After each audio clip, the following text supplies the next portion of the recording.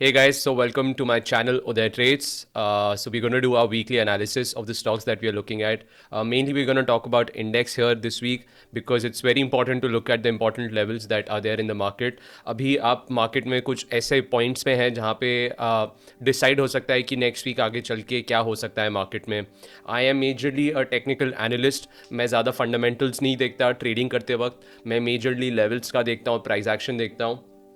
तो अभी जो एज ए टेक्निकल एनालिस्ट हमें चार्ट्स देखने होते हैं, इसकी वजह से अभी बस हम चलेंगे और हम चार्ट्स देखेंगे कि हमें चार्ट्स क्या बता रहे हैं कि हमें कैसे ट्रेड करना चाहिए. ऑन टू आवर एनालिसिस मैं आपको दिखाना चाहता हूँ कि that I trade based on technical analysis and I have a course regarding that.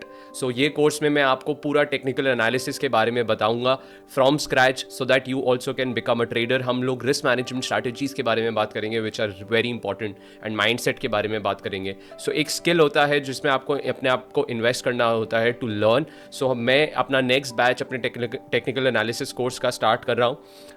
एक बार मैं आपको दिखाना चाहता था कि उसके क्या क्या कॉन्टेंट्स होने वाले हैं उस कोर्स के. So basically we will study the basics of candlesticks, कि कैंडलस्टिक्स क्या होती हैं, कैंडलस्टिक पैटर्न्स क्या क्या होते हैं, प्राइस पैटर्न्स क्या क्या होते हैं, like bull flag, bear flag, ये सारे पैटर्न्स क्या होते हैं. बहुत सारे पैटर्न्स के बारे में हम डिस्कस करते हैं.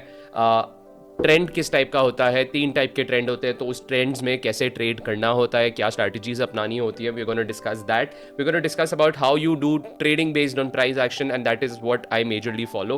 एंड कुछ स्पेशल इंडिकेटर्स है, it is different from how others use and I have seen कि ये इंडिकेटर्स मेरे को पर्सनली हेल्प करते हैं. तो ये इंडिकेटर्स के बारे में भी हम बात करेंगे एंड रिस्क मैनेजमेंट स्ट्रैटेजीज के बारे में बात करेंगे. एंड मेरे कोर्स में I think the best thing which I like is that मैं ज़्यादा क्वांटिटी पे फोकस नहीं करता, मैं क्वालिटी पे फोकस करता हूँ. तो मैं अपने स्टूडेंट्स को वन ऑन वन जब तक हैंड होल्डिंग, जब तक वो प्रॉफिटेबल नहीं हो जाते और कॉन्फिडेंट नहीं हो जाते मार्केट में, तो मैं उनके साथ पूरा हैंड होल्डिंग करता हूँ और उनको गाइड करता हूँ.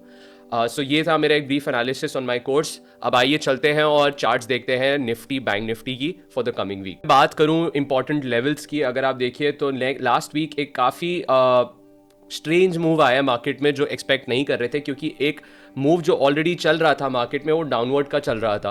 तो ये जो मूव आया उसमें आपको समझ में नहीं आया, काफ़ी लोग स्टक हो गए. तो आई थिंक ये जो लास्ट 2 डेज़ का मूव है ये शॉर्ट कवरिंग बाउंस है, आपका गैप अप ओपनिंग हुआ और एक ये शॉर्ट कवरिंग बाउंस टाइप था. अब अगर देखा जाए तो एक क्या है, अगर आप बाहर फोकस करें और बाहर निकल के चार्ट्स पे देखें तो आप देखेंगे कि अभी भी हम एक बड़ी सी रेंज है 1000 पॉइंट्स की जिसमें हम स्टक हैं. ये 21,000 से 22,000 के आसपास की रेंज है जिसमें हम स्टक हैं और ज़्यादा कुछ हो नहीं रहा है. अब बीच में आपको लगता है कि बस अब ब्रेकआउट हो गया और फिर उसके बाद आपको रेजिस्टेंस मिलती है मार्केट में और फिर आप नीचे आ जाते हैं. जैसे कि अगर आप देखें यहाँ पे सोचा होगा ब्रेकआउट हो जाएगा, वहाँ से एक डिप आ गया, यहाँ पे भी सोचा होगा ब्रेकआउट हो जाएगा, यहाँ से भी डिप आ गया. तो इन सब जब डिप्स आते हैं तो इसमें क्या करना होता है और कैसे हमें ट्रेड करना है वो एक बार देखते हैं. बेसिकली मैं बोलूँगा अगर आप एज अ बायर हो और अगर आपको लगता है कि आपको बाइंग करनी है तो आई वुड से अभी मत करिए, अभी वेट करिए, ब्रेकआउट हो जाने दिए. अगर ये ब्रेकआउट हो जाता है तो निफ्टी का 1000 पॉइंट का टारगेट ओपन अप हो जाएगा टुवर्ड्स 23,000 23,200. बट ये वाला जो ब्रेकआउट है इस ब्रेकआउट को हो जाने दीजिए. जब तक ये नहीं होता तो आप अगर यहाँ पे बाय करेंगे और मार्केट ने वापस से इस तरीके की तरह जब यहाँ पे रेजिस्टेंस ली, अगर मार्केट वापस नीचे आ गई तो आप अटक जाएंगे. तो इस वजह से अभी मत करिए, एक बार यहाँ पे ऐसे ब्रेकआउट होए और ये जब वापस टेस्ट करने आएगा इस सपोर्ट को, हम यहाँ पे बाय कर सकते हैं. अभी बाय करने में पॉइंट नहीं है. अब एज अ सेलर क्या इंपॉर्टेंट है, I think 21,800 is a very important support for Nifty in the coming week. अगर 21,800 आपका होल्ड करता है तो आपका मार्केट फाइन है, फिर आप थोड़ा साइडवेज रहेंगे. बट अगर 21,800 टूटा तो आप इस बार 21,500 और उसके नीचे टेस्ट करते हुए दिखेंगे. इन द कमिंग वीक भी ये हो सकता है. उसके लिए हमें कैसा ट्रेड करना है, अगर यहाँ पे आपको दिखता है कि मार्केट यहाँ जा रही है 21,100 के आसपास और वहाँ से एक डिप आ रहा है और फिर यहाँ पे एक बेरिश कैंडल अगर बन रही है किसी दिन और ये अर्ली इन द वीक हो जाएगा, अगर होना है मंडे या ट्यूसडे में ही, अगर आपको कोई bearish candle like a bear engulfing type कुछ कैंडल दिखे तो आपको एक कंफर्मेशन मिल जाएगी कि ऊपर के लेवल पे जो सेलर्स हैं वो काफ़ी स्ट्रांग है और जो बिग सेलर्स हैं इंस्टीट्यूशंस वो वहाँ से सेलिंग कर रहे हैं. तो ऊपर बाइंग तभी करेंगे जब ब्रेकआउट हो जाएगा. और अगर यहाँ पे कोई बेरिश इनगल्फिंग या उस टाइप की कोई स्ट्रॉन्ग बेरिश कैंडल बनती हुई दिखेगी तो हम यहाँ पे फिर एक डाउन साइड के लिए प्ले करेंगे, जिसमें आपका टारगेट 21,500 तक बन जाएगा अगर 21,800 टूट जाता है। तो ये हो गया निफ्टी की एनालिसिस।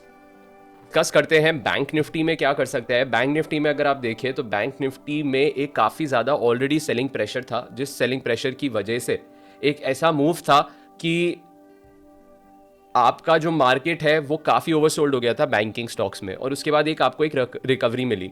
तो क्या ये वाली जो रिकवरी है ये स्ट्रांग है, वो हमें कल या परसों में ही पता चल जाएगा बैंक निफ्टी में। तो बैंक निफ्टी में एक ये ट्रेंड लाइन है, अगर ये ट्रेंड लाइन आप देखें तो बैंक निफ्टी के पास एक बहुत अच्छा स्पॉट है यहाँ से एक बुलिश रिवर्सल, अच्छा सा स्ट्रांग मूव देने का अपसाइड पे। तो अगर आप बैंक निफ्टी का देखें तो बैंक निफ्टी का एक ये वाली रेजिस्टेंस थी, एक ये वाली रेजिस्टेंस थी। अब ये वापस से फ्राइडे को ये लेवल क्रॉस नहीं कर पा रहा था, और एक आपको लोअर हाइस फॉर्म होते हुए दिख रहे हैं बैंक निफ्टी में।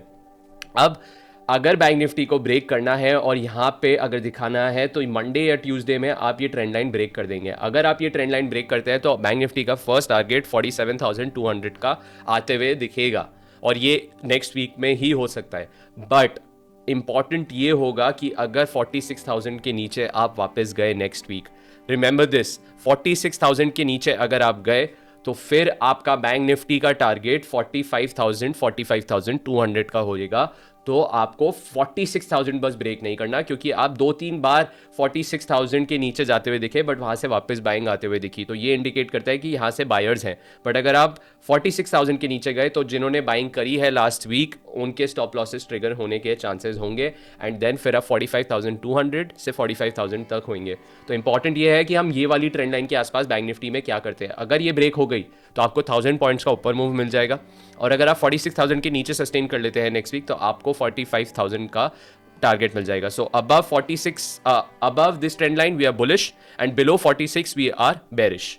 सो बेरिश में आपको 45,000 का टारगेट मिलेगा if 46,000 level breaks on the down side. So ये हो गए हमारी बैंक निफ्टी की एनालिसिस। बट बैंक निफ्टी से ज़्यादा अब नेक्स्ट वीक जो हमारा डिसाइड करेगा कि क्या करना है मार्केट को, वो है आपका S&P 500 का चार्ट। यूएस मार्केट ज़्यादा डिसाइड करेगी हमें नेक्स्ट वीक क्या करना है। आई थिंक यूएस मार्केट एक काफ़ी इंपॉर्टेंट लेवल पे है, और यूएस मार्केट में एक ये अगर आप देखें तो एक ये चैनल में ट्रेड कर रहा है S&P 500 which is a strong upward channel. This channel I would say is strong, and एक चैनल ये जो होता है ऐसे ये बुलिश चैनल होता है।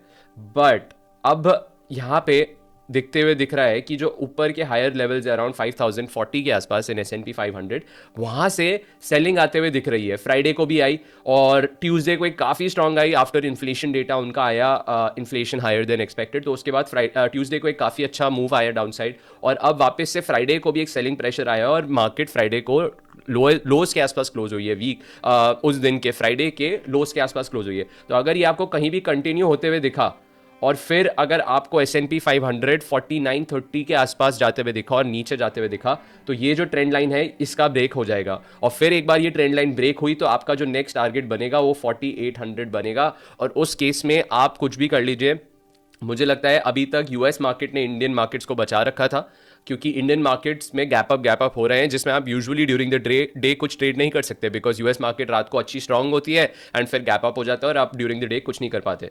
बट अगर यूएस मार्केट ने गेन्स गिव अप कर दिए, इंडियन मार्केट्स में ऑलरेडी थोड़ी अंडर परफॉर्मेंस थी अगर आप थर्सडे तक देखें, तो अगर इंडियन मार्केट्स भी यूएस मार्केट्स भी ये लेवल ब्रेक कर देते हैं, अपना चैनल S&P 500 ब्रेक कर देता है, तो फिर आपको इंडियन मार्केट्स में भी एक अपसाइड का ब्रेकआउट होना मुश्किल है, एंड फिर हम नीचे की साइड के मूव्स के लिए ही ट्रेड करना चाहिए।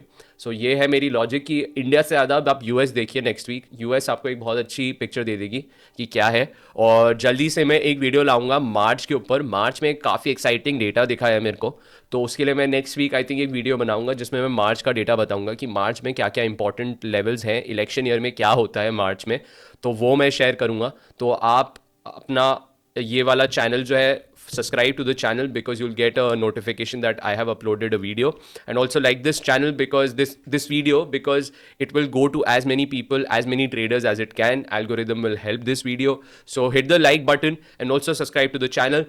ट्रेड केयरफुली, these levels पे कुछ भी हो सकता है, तो ज़्यादा पोजीशन साइज अपना मत रखिए, ट्रेड केयरफुली, एंड फिर हमें एक अच्छा मूव जल्द मिलने वाला है मार्केट में. So watch out for that and keep a capital for that big trade. Bye bye, see you, take care.